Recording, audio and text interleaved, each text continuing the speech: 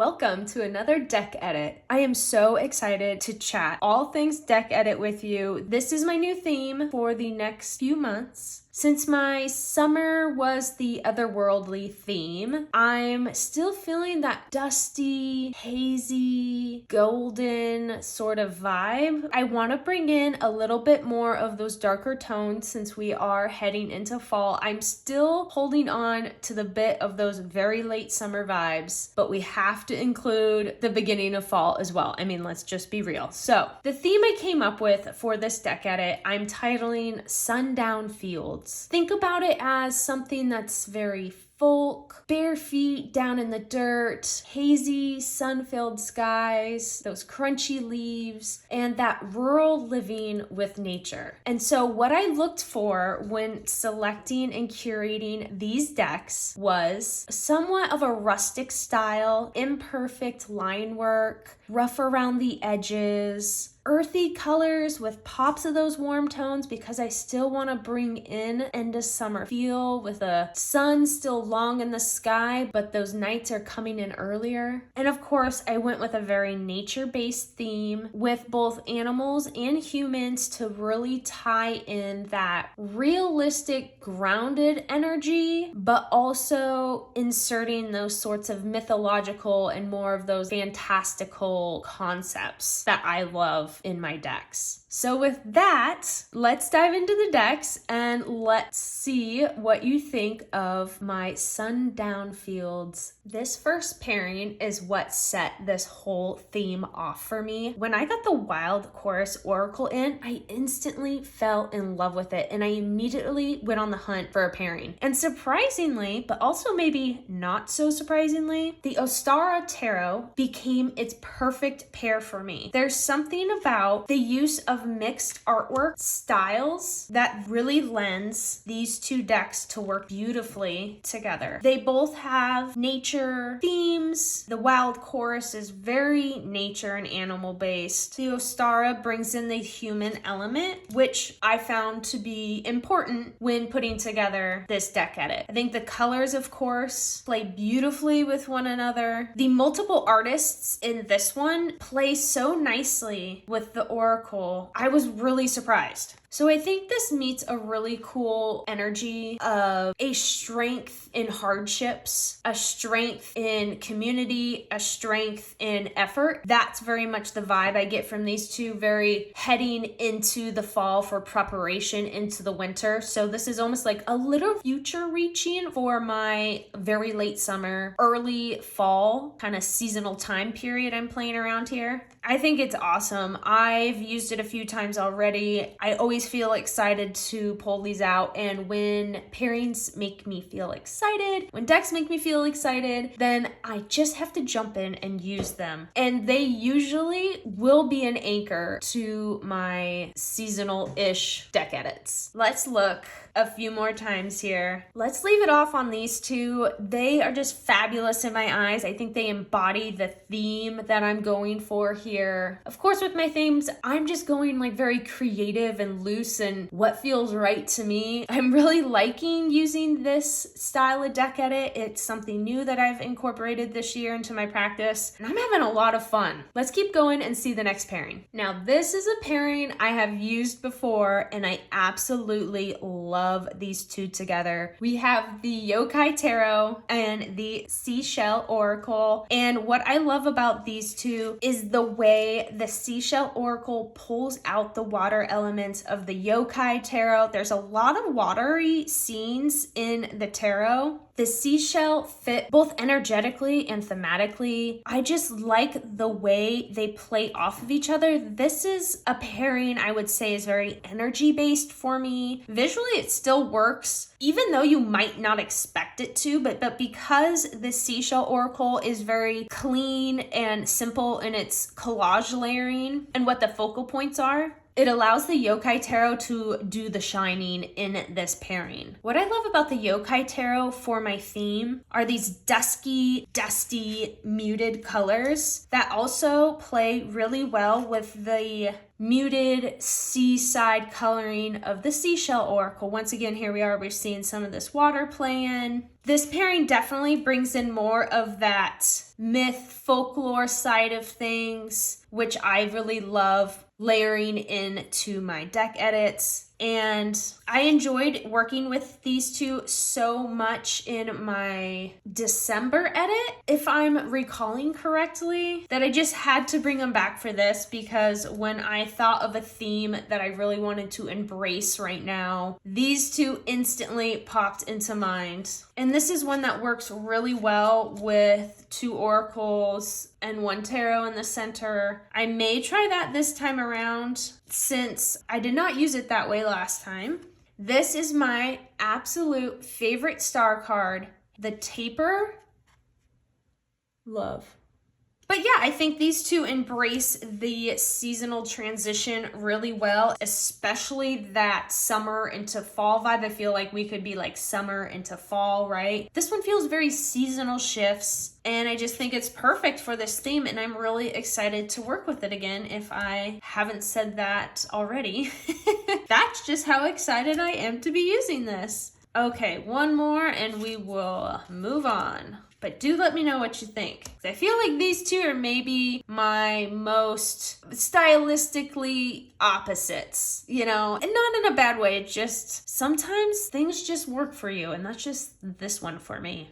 Okay, next up in the edit, we have the Hush Tarot and the Lovi Oracle. This was a digital download on Etsy that then I made into my own card template. I love how the colors play off of these. The Hush Tarot feels very raw, very grounded, very honest and confronting.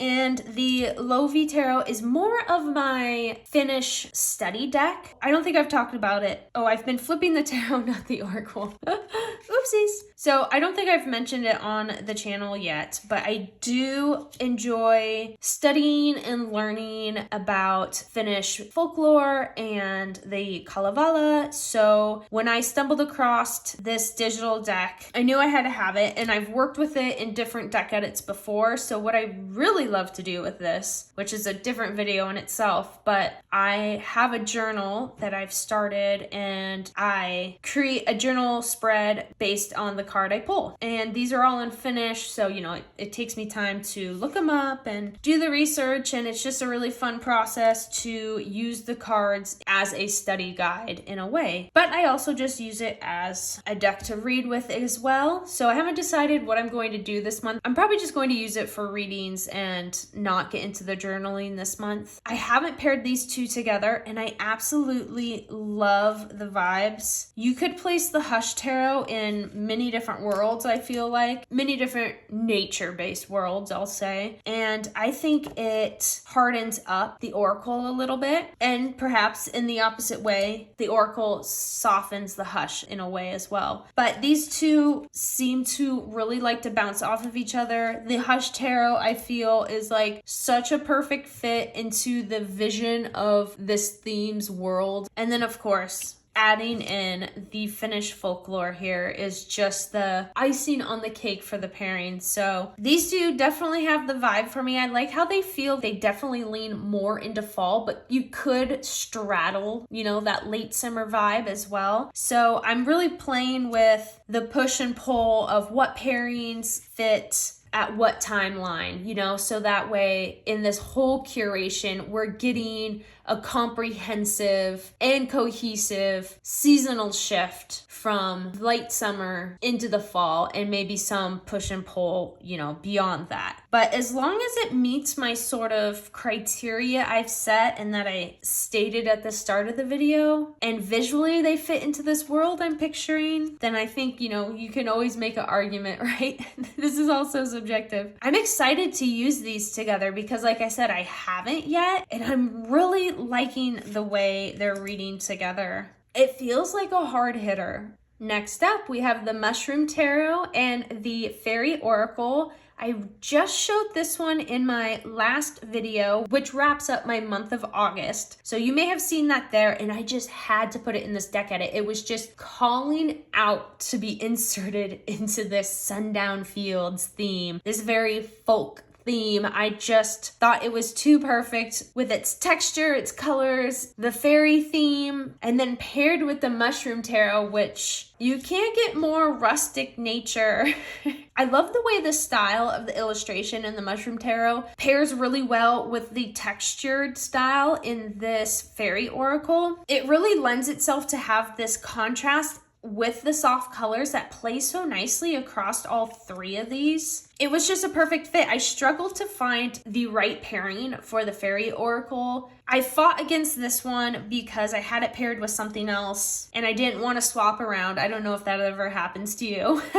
But I am glad, oh hello, I am glad that I ripped the band-aid off and paired these up and found another pairing for the one I swapped out with. I kept running into pairings with the fairy oracle of the tarot being too animal or too nature or too human. It wasn't balancing the fairy and nature aspect of this oracle deck. It has a very delicate and playful balance between the scenery, the subject matter, and the other bits that are included. So the tarot really needed to let the oracle shine, but also pair up as an equal. And I just was like struggling to find that balance. It was either, you know, the tarot was shining too much or the oracle was shining too much, or, you know, once again, just thematically it wasn't working. But these two, you're like, Lennox, zip it. We want to see cards flip. But these two were that perfect balance for me because the mushroom tarot still has animal inclusions, landscapes. Of course, the mushrooms, I think, play perfectly with how nature-based these fairy cards are. I'm really happy to put these two together and to do some readings with them. It really is the cutest in my edit, I think. It's just, I love it so much. And I like how we really get to include that outdoor aspect to this theme as well without being so heavy literal nature. This is a very world-building pairing, and I love that in pairings. I love that in decks. I like things to have enough literalness so it places you, but not so much that you can't get out of it and look at it as a different way, right? This is definitely a world I'm ready to get into in these next coming months. Now, this one I like, but I'm not 100% sure of yet, but I'm going to include it and see how it goes. We have the Folklore Oracle and the Nomad Tarot here, and what I really like is the looseness in different ways in the artwork, right? So for the Nomad Tarot, we have a very hand-done, loose, rustic style illustration, and in the Folklore Oracle, we have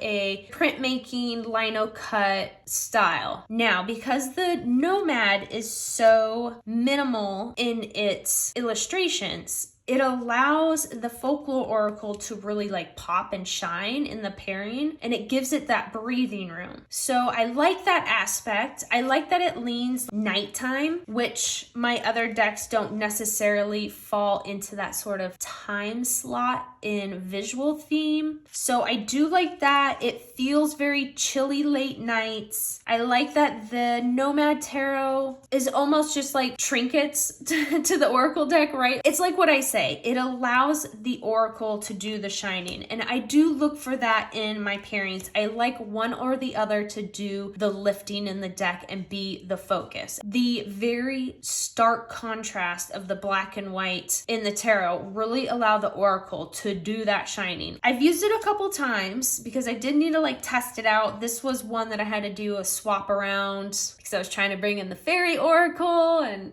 the Mushroom Tarot, and just it all kind of started unraveling. So I ended up sticking these two together, and I do really like the bold poppy contrast. Like I said, I think that's cool, and I think it's a cool addition to this curation as well. It gives that sort of high and low visually with all the other decks. So we'll see how it goes. I haven't used this Folklore Oracle until now. I've used the Nomad a few times, so I'm excited to go into a new deck with a, you know, semi-new deck, right? But I love the nature-based theme here. I like how the Nomad is so visually really simple and is the add-on to the Folklore Oracle. That's what excites me. And visually it excites me. Everything's exciting me in this one. I just am like always excited about these deck themes. I have so much fun. If you're someone who likes to make mood boards for fun, I feel like curating decks, having very visually, stylistically curated deck edits, this is like a part of tarot that is super fun and enjoyable. And it is. And that is what it is for me too. So team deck curation.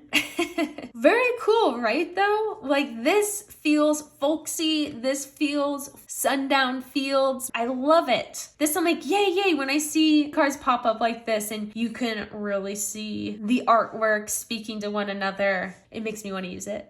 You may have seen in my July wrap-up video that I was kindly gifted the Smoke, Ash, and Embers tarot, amongst others, and I was instantly drawn to the dragons, surprisingly. Like, I never really considered myself a super dragon person, but for some reason, the dragons in this deck were just really speaking to me. So when I was coming up with my theme, I knew this definitely had to fit in. And surprisingly, I'm pairing it with the Universal Folk Oracle. Now, because this is so dragon heavy, of course, I thought this element of human with other animals may be a good balance to the dragons on every single card. I'm really liking the way they're playing off of each other. Once again, it has this world building to it, right? We have the world filled with dragons and humans and creatures and critters and all of the things. It is very fantastical Sundown Fields to me, and that I just absolutely adore. Once again, the colors play so well. They have that very earthy but poppy, vibrant color palettes to them. I think that works perfectly with this time of the year that I'm working with these decks in. Neither deck really pull from each other in a way where it's jarring for your eye. It just feels very smooth, calming, surprisingly a very welcoming and warm energy. I don't know. I just really like the way these are melding together. I've paired the Universal Folk Oracle with many other decks. It is one of those that sort of surprisingly pairs with a lot of decks you wouldn't think it would. And I feel like my deck, Coastal Curiosities, is also one of those decks where it pairs with a lot more than you would originally think it would. That's how this one always surprises me. I think it's the use of this color palette that is both muted but has some high notes of vibrancy. Is the fact that most of my decks are nature based, so it fits well with that. The play with the animals, so it can slot in with something that is still animal heavy or something that doesn't have animals at all. Yeah, it just really is charming me right now, and I'm really happy that I ended up trying these two together, because when I look for pairings, I pull out any and every deck that I possibly could think would be a pairing option, even if I first go no. If it ran through my head to think about pairing it, I'm going to try it and see.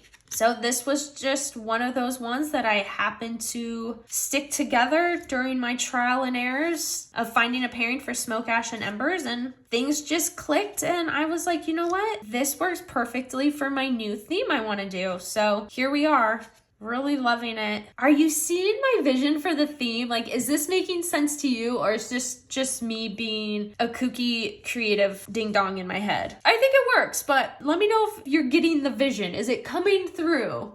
Now, these two definitely have that perfect transitional seasonal vibe to them, especially Tarot of the Strange Branches and the Seed and Sickle Oracle. They both play with that day and night, spring and winter really well. Obviously, the colors are almost a perfect match. I can't believe it. And I can't believe I haven't paired these two together. You know what? The Seed and Sickle is one that sits on the shelf a lot for me, but I just had to flip through it to rearrange them because they were all upside down. And being reminded of this artwork really made me want to make sure to pull this out more, because it is gorgeous, and it is a shame that I don't grab for it more frequently. However, I'm changing that with this deck edit and these two together are absolute perfect pairs for me. I cannot believe it. They really give that grounded energy. It's both fantasy but practical. Oh, it's just so freaking lovely and moody too, right? It's not super upbeat. I feel like it's definitely one of those that has a tough love message if you want it to be that, but hopeful still too. Like it's one of those where it's like feeling rough, but there's still a light. That's very these two for me. That mirrors the experience of my theme as well. You know, rural living, working with the land, working with animals, working with your hands in that way is not easy at all. And I think this energetically really meets that component to this theme. It's so pretty.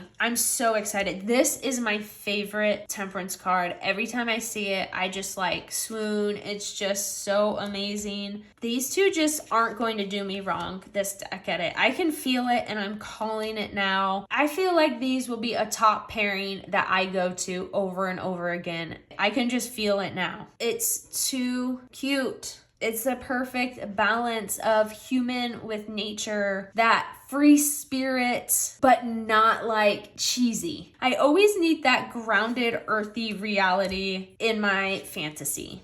These two are definitely my color explosion. We have the Jonasa Jaus 7th edition medium size, and we have the Diaphanous Oracle. And what I love about these two is Tammy's abstract paintings in the Oracle really allow the tarot or whatever decks it's paired with to really do the shine. Basically totally lifts whatever deck it is with, and it pairs beautifully with so many decks I have. This feels very like emotional. It feels raw with that nature inclusion, which is the whole name of the game here. I love how the keywords in the Oracle expand the tarot card meaning, and I end up setting these up in a different configuration depending on the spread. Sometimes, you know, it'll be 2 stacked oracles in the center and the 2 tarots on the outer edge. It's just really depending on what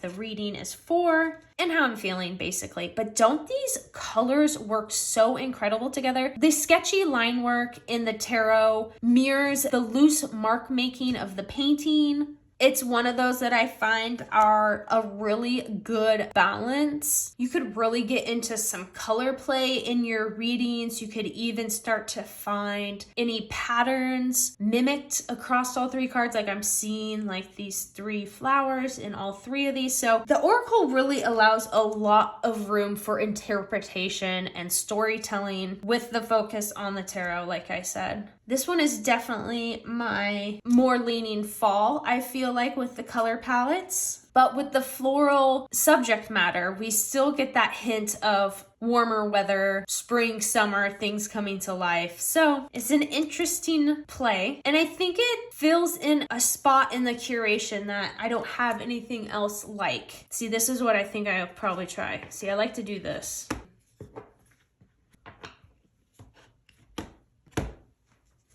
This is the way I'll probably work with the decks. I just feel like they're a bit more successful when there's an extra tarot card in there to really round out the reading. Yeah, this is an interesting one for me. Once again, another one where stylistically they're opposites. We have abstract paintings with line work drawings, but I think what unifies them is the color, the abstraction in the Oracle, and the energy they both have. They both feel very emotional to me.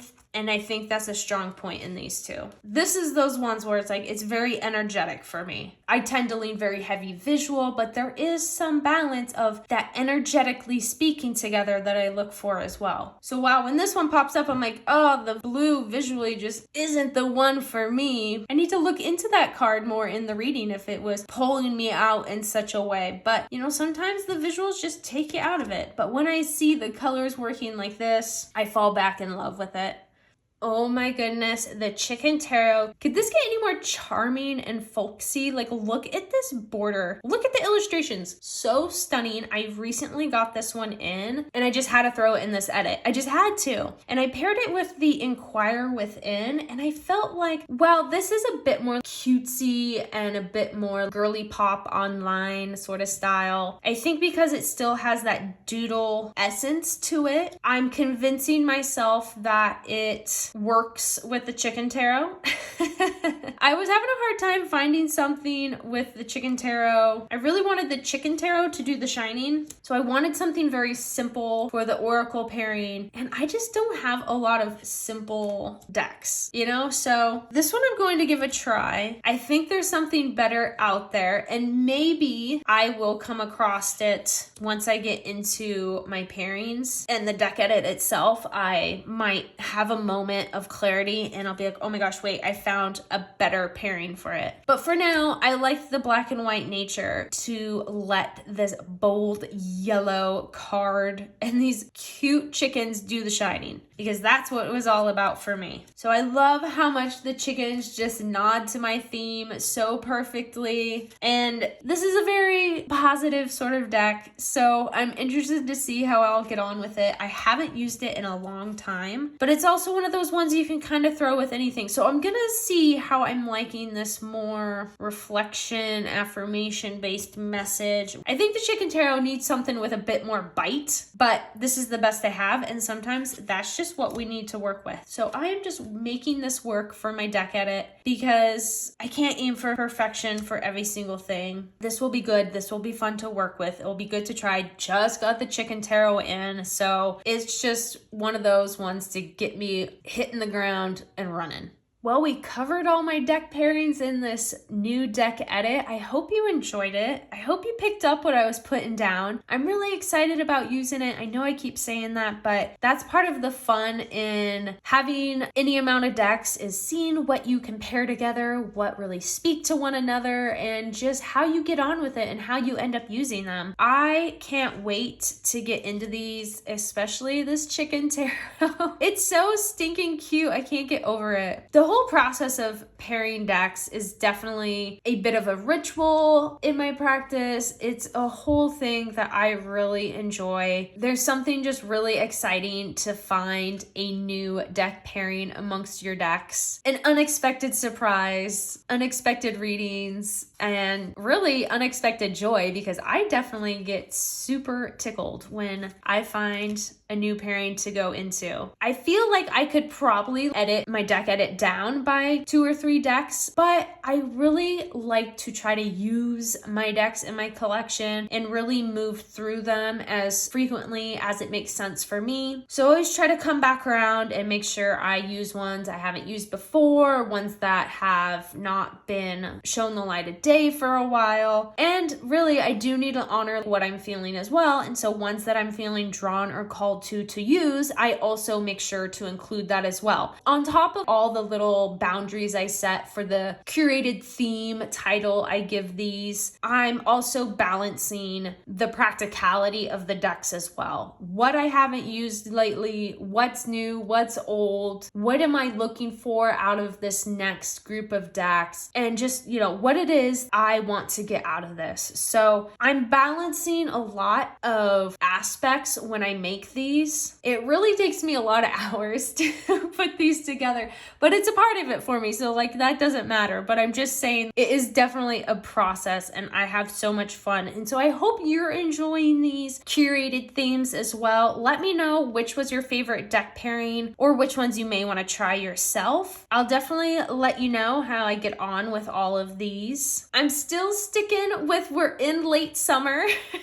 So I'm not gonna let go of summer just quite yet, and especially because we did not have much of a summer out here on the Oregon coast. So it was nice in that sense because I have a sun allergy, wah wah, and the heat makes me super cranky. So we had a very fall-like summer. So I feel like that's why I did that otherworldly deck edit at the time I did in midsummer, because it was practically fall weather here. This whole summer has just felt very transitional seasonally. I feel like there's been a lot of flip-flopping of cozy to sweating. So That's my ramble. That's my talk. That's my decks. Thanks for being here with me. I'll catch you on the next one. Until then, bye.